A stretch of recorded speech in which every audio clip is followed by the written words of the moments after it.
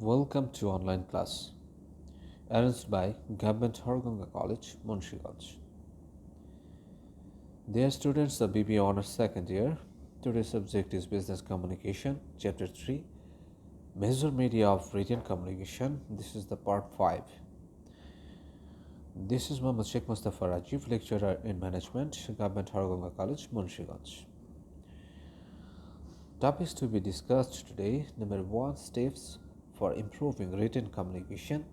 Number 2, differences between oral and written communication. And other some parts this will be discussed in the later chapters in details.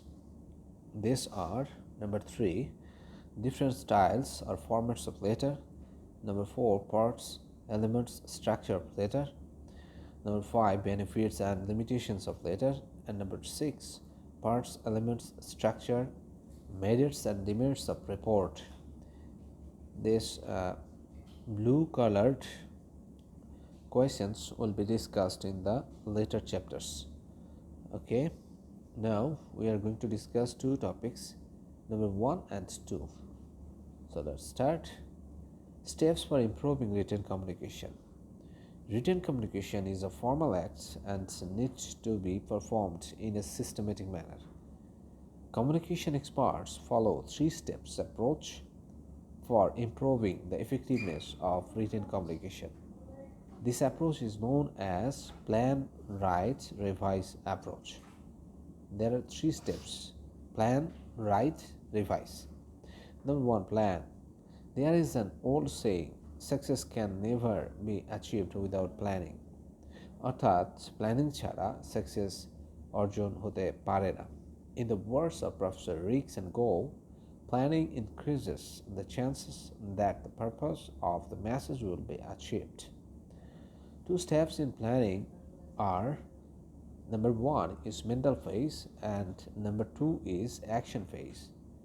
In the first phase, we are to get ready mentally for planning, and for the next step, for the second step, we have to go for the action phase. We have to take actions as we want to take our plan. Number 2 is write.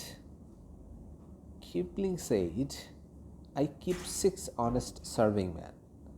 These are symbolic. Their names are what, why, when, how, why, and who. How, where, and who. These are the words. These are used to make questions. WA's questions. Why we are writing? We have to answer these questions. Why we are writing? কেন আমরা লিখছি? How shall we present our message? আমরা আমাদের মেসেজটি কিভাবে উপস্থাপন করতে চাই? What information do I need? কি তথ্যগুলো আমার দরকার? Where shall we tell the reader about bad news? অর্থাৎ আমরা কোনো ব্যাড নিউজ থাকলে সেটা কখন আমরা রিডারকে দেব? Who needs to have this information? কার এই তথ্যগুলো দরকার? When should we send our information? কখন আমরা তথ্য প্রদান করব? If we can satisfy all the above questions before writing, then we will be able to make the writing effective. So these are the questions according to Kipling. If we answer these questions, then we will get the answers to improve our writing, the second phase. So number 3 is revise. In fact, a considerable portion of the whole writing time spent for revising the message. অর্থাৎ আমি একবার মেসেজটি লিখেছি, সেটি revise করার জন্য আমি আবার সময় ব্যয় করব. The importance of revising can be depicted by the following bar diagram. এই বার ডায়াগ্রামের মাধ্যমে আমরা দেখানোর চেষ্টা করেছি যে রাইটিং প্রসেস টাইমটা কখন কতটুকু লাগে. প্রথমে আমাদের হচ্ছে থিঙ্কিং পিরিয়ডে আমরা 15% সময় ব্যয় করে থাকি একটি একটি রাইটিংয়ের জন্য। দেন আমরা 10% সময় ব্যয় করি প্ল্যানিং দ্য ড্রাফট, অর্থাৎ একটি খসড়া পরিকল্পনা করার জন্য 10% সময় ব্যয় করি। রাইটিং ড্রাফট অর্থাৎ এই যে খসড়া পরিকল্পনা চিন্তা করলাম সেটি আমি আবার লেখার জন্য 25% সময় ব্যয় করে থাকি। And proof reading, that is proof reading অর্থাৎ রিভাইসিংয়ের আগে আমাকে আরেকবার দেখে নিতে হবে যে এটা সব কিছু ঠিক আছে, পাংচুয়েশন ঠিক আছে কিনা, হ্যাঁ, এইসবগুলো দেখে নিতে হবে। এটা 5% টাইম স্পেন্ড হয়। অ্যান্ড দেন হচ্ছে রিভাইসিং, হোল রাইটিংটা আমি একবার রিভাইজ করার জন্য কি করব, একবার সম্পূর্ণ জিনিসটা আমাকে পড়ে দেখতে হবে যে কোনো কিছু বাদ পড়বে কিনা বা কোনো কিছু যোগ করার প্রয়োজন আছে কিনা। Thus we see that revising takes almost half of the total time of the writing process, অর্থাৎ রিভাইসিং 45% টাইম নিচ্ছে আমরা দেখতে পাচ্ছি, অর্থাৎ এটার ইম্পর্টেন্সটা অনেক বেশি। আচ্ছা, distinguished differences between written and oral communication, এটা হয়তো কোনো একটা চ্যাপ্টারে আমরা একটু করে পড়েছিলাম, আমরা একটু দেখে নিচ্ছি। হ্যাঁ, ইমিডিয়েট ফিডব্যাক, রিটেন কমিউনিকেশনের ক্ষেত্রে ইমিডিয়েট ফিডব্যাক দরকার নেই, ওরাল কমিউনিকেশনের ক্ষেত্রে required. Number 2, evidence, used as evidence, হ্যাঁ, প্রমাণ হিসেবে রিটেন কমিউনিকেশন ব্যবহৃত হয়, can it be used as evidence, oral কমিউনিকেশনে কোনো প্রমাণ থাকে না। Number 3, easy acceptance, reliable and easily acceptable, অর্থাৎ নির্ভরযোগ্য এবং সহজে গ্রহণযোগ্য কমিউনিকেশন হচ্ছে written communication. And oral communication more scope of ambiguity, অর্থাৎ দ্বৈত, এই অ্যাম্বিগুইটি মানে হচ্ছে যে কি বলে এটাকে, কোনো তথ্য সম্পর্কে সংশয় পোষণ করার যে ব্যাপারটা সেটি হওয়ার সম্ভাবনা বেশি থাকে।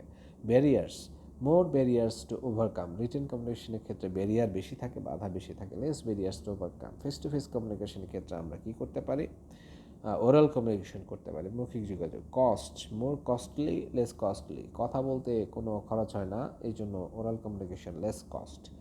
Audience size, large and scattered, written কমিউনিকেশনের ক্ষেত্রে অডিয়েন্স সাইজ, একটা নোটিশ যদি আমি সার্কুলেট করতে চাই একটি কলেজের সকল স্টুডেন্টকে জানানোর জন্য একটি নোটিশ, বোর্ডে নোটিশ দেওয়ার জন্য, তাহলে এর যারা অডিয়েন্স যারা পড়বে সকল স্টুডেন্ট লার্জ, অনেক বেশি স্টুডেন্ট, এবং স্ক্যাটার্ড, এক একজন এক এক ক্লাসের এক এক জায়গায় রয়েছে।